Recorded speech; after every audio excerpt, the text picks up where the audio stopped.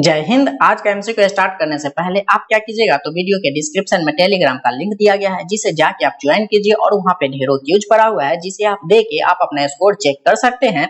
तो चलिए बिना देरी किए हुए आज का एमसीक्यू हम लोग स्टार्ट करते हैं। उसमें पहला क्वेश्चन देखेंगे, क्या कह रहा है, इलेक्ट्रॉन के तरंग प्रकृति की खोज सर्वप्रथम किसने की थी। इलेक्ट्रॉन के तरंग प्रकृति की खोज जो है वह कौन किए थे, तो वह जो है वह डी ब्रोगली ने किए थे। इसका सही आंसर होगा ऑप्शन नंबर बी। अगला क्वेश्चन देखेंगे, मेसॉन की खोज करता है, मेसॉन की खोज करता जो है वह कौन है, तो वह यूकावा है। इसका सही आंसर होगा ऑप्शन नंबर सी। अगला क्वेश्चन देखेंगे, हीलियम की संयोजकता कितनी है। हीलियम की संयोजकता जो है वह कितनी होती है, तो हीलियम की संयोजकता 0 होती है। इसका सही आंसर होगा ऑप्शन नंबर ए। बढ़ते हैं आगे, अगला क्वेश्चन देखेंगे, क्या है, यूरेनियम न्यूक्लियस में कितने प्रोटॉन है। यूरेनियम न्यूक्लियस में कितने प्रोटॉन है, तो उसमें जो है वह कितना प्रोटॉन होता है, तो 92 यानी 92 होता है। इसका सही आंसर होगा ऑप्शन नंबर सी। अगला क्वेश्चन हम लोग देखेंगे, एक परमाणु की प्रभावी त्रिज्या कितनी होती है। एक परमाणु की प्रभावी त्रिज्या जो है वह कितनी होती है, तो 10 के पावर -10 मीटर होता है। इसका सही आंसर होगा ऑप्शन नंबर सी।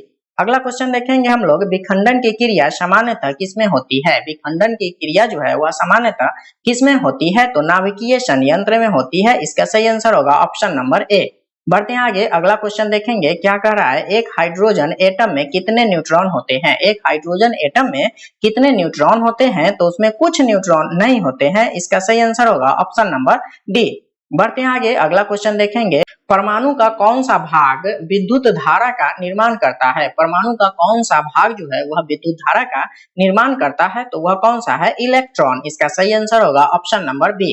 अगला क्वेश्चन हम लोग देखेंगे, दिए हुए ताप पर गैस की एक निश्चित मात्रा के लिए दाब नियत रहता है, यह निष्कर्ष किस नियम से निकलता है। तो यह निष्कर्ष जो है वह किसके नियम से निकलता है, वह किसका है, चार्ल्स के नियम से है। इसका सही आंसर होगा ऑप्शन नंबर ए। अगला क्वेश्चन देखेंगे हम लोग, क्या है, निश्चित ताप और दाब पर विभिन्न गैसों के विसरण की अपेक्षिक वेग उनके घनत्व के वर्गमूल के विपरीत अनुपात में होता है। यह नियम जो है वह किसका नियम है, तो यह जो है वह ग्राहम का नियम है। इसका सही आंसर होगा ऑप्शन नंबर सी। अगला क्वेश्चन देखेंगे हम लोग, सामान्य ताप और दाब पर गैसों के समान आयतनों में अणुओं की संख्या समान होती है, यह किस नियम के अनुसार है। तो यह जो है किसके नियम के अनुसार होता है, तो एवोगाद्रो की परिकल्पना होता है। इसका सही आंसर होगा ऑप्शन नंबर बी। बढ़ते हैं आगे, अगला क्वेश्चन देखेंगे, गैसों के विसरण नियम का उपयोग होता है। गैसों के विसरण नियम का उपयोग जो है वह किसमें होता है, तो समस्थानिकों को अलग करने में होता है। उसके बाद है गैसों के वाष्प घनत्व के निर्धारण में, इसमें भी होता है। गैसों के मिश्रण को अलग करने में, इसमें भी होता है। तो इसका सही आंसर होगा ऑप्शन नंबर डी, उपयुक्त में से सभी। बढ़ते हैं आगे, अगला क्वेश्चन देखेंगे, क्या है, किसी गैस का अणुभार उसके वाष्प घनत्व का कितना होता है। किसी गैस का अणुभार उसके वाष्प घनत्व का कितना होता है, तो 2 गुना होता है। इसका सही आंसर होगा ऑप्शन नंबर सी। अगला क्वेश्चन देखेंगे, एक मोल आबंध को तोड़ने के लिए आवश्यक ऊर्जा को कहते हैं। एक मोल बंधन को तोड़ने के लिए आवश्यक ऊर्जा को कहते हैं, क्या कहा जाता है, तो बंधन ऊर्जा कहा जाता है। इसका सही आंसर होगा ऑप्शन नंबर सी। अगला क्वेश्चन देखेंगे हम लोग, मैग्नीशियम ऑक्साइड में बंधन होता है। मैग्नीशियम ऑक्साइड में बंधन जो है वह किसका होता है, तो आयनिक होता है। इसका सही आंसर होगा ऑप्शन नंबर बी। अगला क्वेश्चन देखेंगे हम लोग, जल में एक अणु का ज्यामितीय आकार होता है। जल में एक अणु का ज्यामितीय आकार होता है, तो क्या होता है उसमें, तो कोणीय आकार होता है उसका। इसका सही आंसर होगा ऑप्शन नंबर सी। बढ़ते हैं आगे, अगला क्वेश्चन देखेंगे, जब 2 परमाणुओं के बीच 2 जोड़े इलेक्ट्रॉन का साझा होता है तब उनके बीच बंध बनता है। जब 2 परमाणुओं के बीच 2 जोड़े इलेक्ट्रॉन का साझा होता है तब उनके बीच बंध बनता है, वह कौन सा होता है, तो द्रविक सहसंयोजक बंधन होता है, बंध होता है। इसका सही आंसर होगा ऑप्शन नंबर सी। अगला क्वेश्चन देखेंगे, वह यौगिक जिसमें आयनिक तथा संयोजक बंध दोनों उपस्थित है उसे क्या कहते हैं। वह यौगिक जिसमें आयनिक तथा सहसंयोजक बंध दोनों उपस्थित होता है उसे क्या कहा जाता है, तो KCN। इसका सही आंसर होगा ऑप्शन नंबर सी।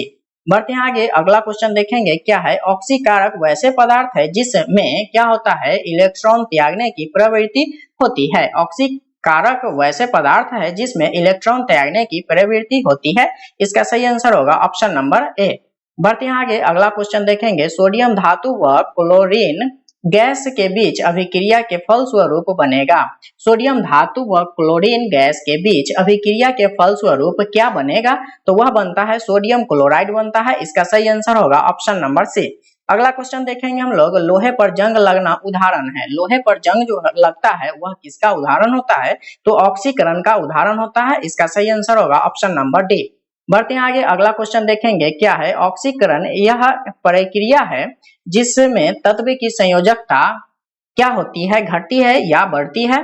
तो इसमें क्या कह रहा है, ऑक्सीकरण यह प्रक्रिया है जिसमें तत्वों की संयोजकता जो है वह बढ़ जाती है। इसका सही आंसर होगा ऑप्शन नंबर बी। अगला क्वेश्चन देखेंगे। इलेक्ट्रॉन त्यागने की प्रवृत्ति कहलाती है। इलेक्ट्रॉन त्यागने की प्रवृत्ति जो है वह क्या कहलाती है? तो ऑक्सीकरण कहलाती है। इसका सही आंसर होगा ऑप्शन नंबर सी। बढ़ते हैं आगे, अगला क्वेश्चन देखेंगे हम लोग। विद्युत धनात्मक तत्वों में संयोग करने की क्रिया को क्या कहा जाता है? विद्युत धनात्मक तत्वों में संयोग करने की क्रिया को क्या कहा जाता है? तो उसे क्या कहा जाता है? अवकरण कहा जाता है। इसका सही आंसर होगा ऑप्शन नंबर डी। अगला क्वेश्चन देखेंगे हम लोग। विद्युत अपघटक में अवकरण होता है। विद्युत अपघटक में अवकरण होता है तो क्या होता है? कैथोड पर होता है। इसका सही आंसर होगा ऑप्शन नंबर बी। अगला क्वेश्चन देखेंगे। अम्ल का पीएच मान होता है। अम्ल का पीएच मान जो है वह क्या होता है? तो 7 से कम होता है। इसका सही आंसर होगा ऑप्शन नंबर ए। बढ़ते हैं आगे, अगला क्वेश्चन देखेंगे।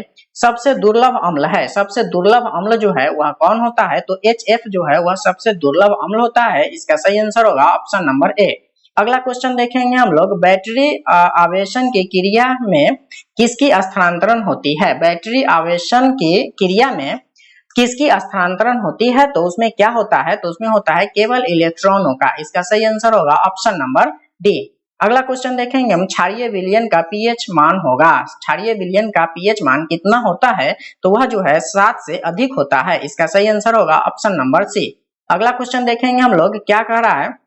रसायन का राजा किसे कहा जाता है?